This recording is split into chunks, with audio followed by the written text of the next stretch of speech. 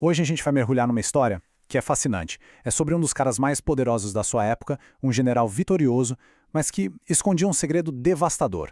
Essa história traz uma lição, sabe? Sobre como a verdadeira cura às vezes exige que a gente quebre aquilo que mais valorizamos, o nosso orgulho. E o conflito central tá todo aqui. Olha que interessante. De um lado, a gente vê o Naamã, general, o comandante do exército sírio, um herói de guerra, aclamado, respeitado por todo mundo. Mas do outro lado, por baixo de toda aquela armadura, tinha o Naamã leproso. Um homem com uma doença que na época o tornava impuro, o isolava, não importava a fama que ele tivesse. É essa dualidade, essa divisão que move a história toda. Para a gente entender o tamanho do dilema dele, é fundamental saber quem era esse homem. Pensa só, ele estava no topo do poder, tanto militar quanto político. O rei confiava nele de olhos fechados. As tropas o idolatravam. Só que, contra a lepra, nada disso adiantava. Toda a força, todo o status eram inúteis. Ele era completamente impotente. E aí que a esperança surge. Mas olha de onde ela vem. Não é de um rei, nem de um médico famoso, muito menos de um mago poderoso. Não. A esperança vem de uma jovem serva, uma prisioneira de guerra que trabalhava na casa dele. É ela que fala de um profeta lá em Samaria, um tal de Eliseu, que talvez pudesse curá-lo. Imagina isso, uma vozinha de fé, bem baixinha, no meio de um palácio cheio de poder. Bom, e é aqui que a história pega fogo de verdade. O Naamã, que estava acostumado a dar ordens e ter tudo do jeito dele, vai atrás da cura. Só que ele não vai de um jeito humilde, não. Ele vai com um plano todo elaborado que reflete exatamente o status dele e o jeito que ele via o mundo. O plano dele era esse aí, ó, todo esquematizado. Era basicamente uma transação de poder. Ele chega com toda a pompa e circunstância, sabe? Cavalos, carruagens, presentes caríssimos. Ele estava esperando um show, um ritual grandioso em que o profeta ia reconhecer a importância dele, invocar seu Deus e, sei lá, curá-lo com um gesto super dramático. No fundo, ele estava tentando comprar a própria cura. Só que a resposta que ele recebe é chocante. Chocante de tão simples.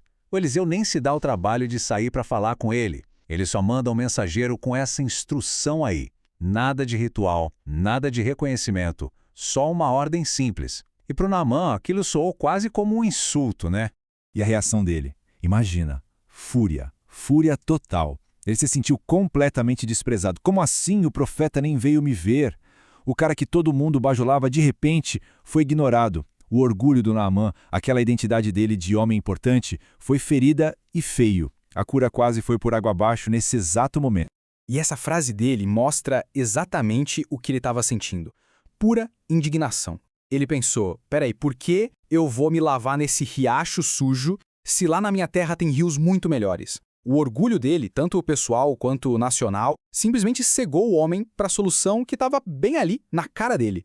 Agora, aqui está o ponto-chave da história toda. A lepra era só o sintoma. A doença de verdade, a doença profunda, era o orgulho, a autossuficiência do Naamã. O plano divino não era só curar a pele dele, era curar a alma. E para isso acontecer, ele precisava ser desestruturado. O orgulho dele precisava ser quebrado.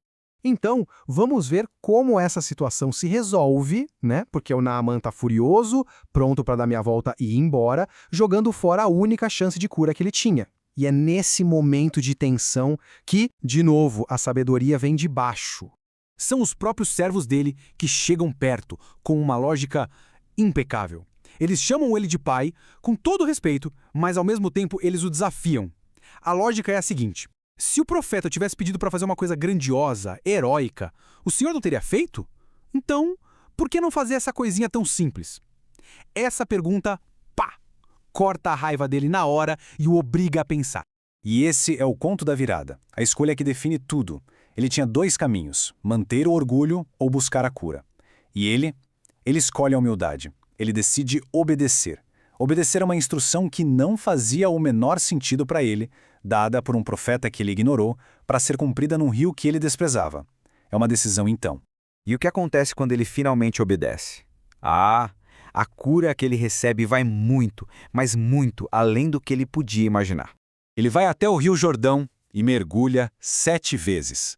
Não 6, nem 8, 7. Exatamente como foi mandado. Pensa que cada mergulho daquele foi um ato de abrir mão do próprio entendimento e só confiar na palavra do profeta. Foi a rendição total da vontade dele. E o resultado é simplesmente milagroso. A pele dele não só cicatriza, ela é renovada por completo. Fica como a pele de uma criança. Uma cura total. Um renascimento físico que, na verdade, era só o espelho da transformação interna que estava acontecendo. Mas a transformação mais profunda de todas vem depois, no que ele diz. Ele não fala só, obrigado. Não, ele declara a fé dele. Ele volta até o profeta Eliseu e reconhece que o Deus de Israel é o único Deus verdadeiro. Ou seja, a cura física foi o caminho para uma conversão espiritual completa. Então, resumindo a ópera, aconteceram 2 curas naquele dia. A cura de fora, a da lepra, que todo mundo podia ver, e a cura de dentro, a da alma, que era a mais importante. O objetivo não era só um corpo saudável, e sim um coração convertido. E foi exatamente isso que o Naamã recebeu. Mas olha, a história não acaba por aí, não. Anos depois, o próprio Jesus vai usar esse relato para ensinar uma lição muito poderosa para o seu próprio povo, lá em Nazaré. Um povo que, aliás, estava com uma dificuldade enorme de acreditar nele. E Jesus faz um contraste que é fascinante. De um lado, Naamã, o sírio, o estrangeiro. O obstáculo dele era o orgulho pessoal, mas ele superou isso e aceitou a ajuda divina. Do outro lado, o povo de Nazaré, os de casa. O obstáculo deles, a familiaridade. Para eles, Jesus era só o filho do carpinteiro. Essa proximidade os cegou, impediu que eles vissem o divino ali, na frente deles. E a reação deles, a mesma fúria do Naamã, só que com uma diferença crucial. Eles não se humilharam. O ponto de Jesus era muito claro. As ideias que eles já tinham na cabeça, o orgulho de achar que conheciam tudo, cegaram o pessoal de Nazaré. Do mesmo jeito que o orgulho quase cegou Naamã. Eles não conseguiam enxergar um palmo além do que eles achavam que já sabiam. E o resultado? Por causa dessa falta de fé, eles perderam os milagres. E tudo isso leva a gente para a lição final, a mais ampla de todas. Como é que a gente reage quando o nosso ego é desafiado? Seja por uma crítica, ou até por um elogio que também mexe com o ego. A forma como Jesus respondeu à rejeição lá em Nazaré é um modelo poderosíssimo. Essa frase do Evangelho é incrível. Pensa na cena. Diante da fúria, da rejeição total, Jesus não entra em bate-boca, não tenta se defender, não se desespera. Ele simplesmente passa pelo meio deles e segue o seu caminho. Ele continua a missão dele. Nem o aplauso, nem a ameaça conseguem tirar ele do foco. Isso, no fim das contas, é a verdadeira liberdade. Não é só fazer o que se quer, é ser livre do nosso próprio ego. É ter a capacidade de não ficar preso nem nos elogios, nem nas críticas, mas seguir em frente, focado na missão, no propósito maior. E assim, toda essa reflexão nos deixa com uma pergunta no ar.